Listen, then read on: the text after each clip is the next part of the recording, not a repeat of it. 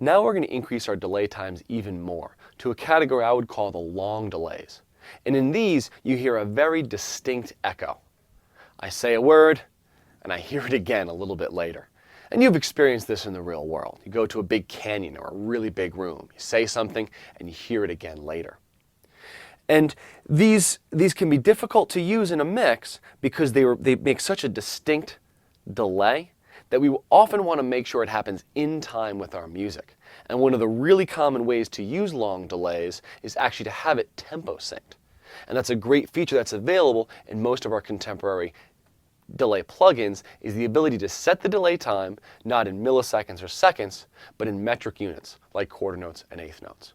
Really useful because now the delay will emphasize the underlying musical content, which is great. As we also get into these longer delays, we want to think again about the stereo spectrum, in that we don't have to have the delay in the same exact place as the original dry signal.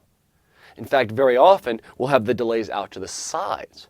We might even have a delay that's called a ping pong delay, which is a specialized type or setting on a long delay where the sound bounces from left to right to left to right. It can be kind of overwhelming, maybe a little psychedelic, but can also fit really well and kind of thicken up and support the music. One last consideration when you start getting into these longer delays, particularly when they have high feedback and they continue on a long time. You want to make sure that the listener can perceive a difference between the dry signal and the delayed signal. If the delayed signal is the same exact sound as the dry one, it's hard to make the distinction, and it just sounds like the person maybe is talking over and over and over instead of it being a delay. So many of these long delay plugins have filters built into them. So every time the signal repeats, every time it delays, it changes slightly. Maybe the high end diminishes or the bottom end goes away. And this makes it easy for the listener to distinguish between the dry and the wet signal, and really makes it fit much better in a mix.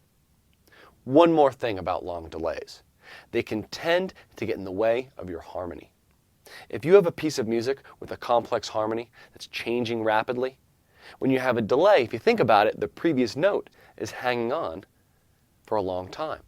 And if you have a long delay in a complex piece of music, those harmonies might clash. So be careful. Always make sure, just like with the dynamic effects, that what you do with the effects has a relationship to the underlying music. The song is the most important part. You're just polishing it here. But delay effects can be a lot of fun to play with, and let's look at some parameters that we have on long delays. A medium delay like a slapback delay is meant to emulate the sound of a real space. But some songs require a more exotic sound, and having an extended number of tempo sync delays can be very effective in many contexts. And I'd like to try that out here. I'm going to synchronize the timing of the delays to my tempo, and most contemporary delay plugins have this functionality, and it's a great one. First, I'm going to synchronize both the left and the right to quarter notes, and I'm going to put the feedback up fairly high. This way, we'll get a nice repeated wash of delays. Let's hear it.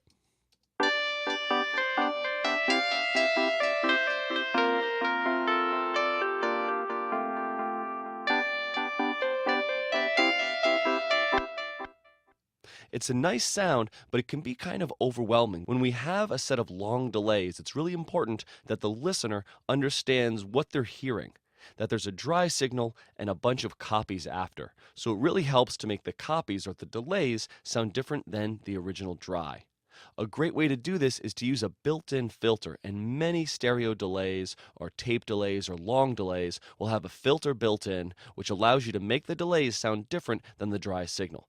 Cutting some high end and cutting a little bit of the bass from the delayed signal really helps to make the listener understand what they're hearing. Let's hear it again after we've introduced the filtering in the delay path.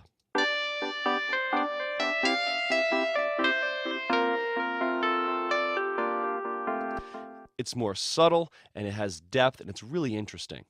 One other thing that can be very helpful is to change the delay time in the left and right to give us a wide, evolving, ping-pong kind of delay. So I'm putting the left side synchronized to quarter notes, but the right side synchronized to eighth notes. Let's hear this.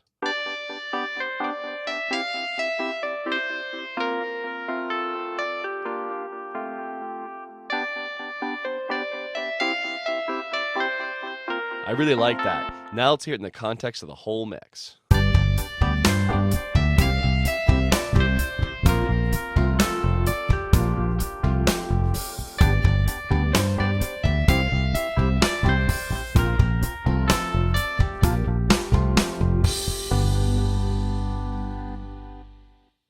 So those medium slapback delays are great for creating the sense of a space, but we keep feedback quite low with those because we don't want to have a buzzy note as part of our delay. And for the long delays, we can bring feedback up a bit, and it's really nice when they're synchronized to tempo to create a delay that emphasizes the meter and fills in the mix.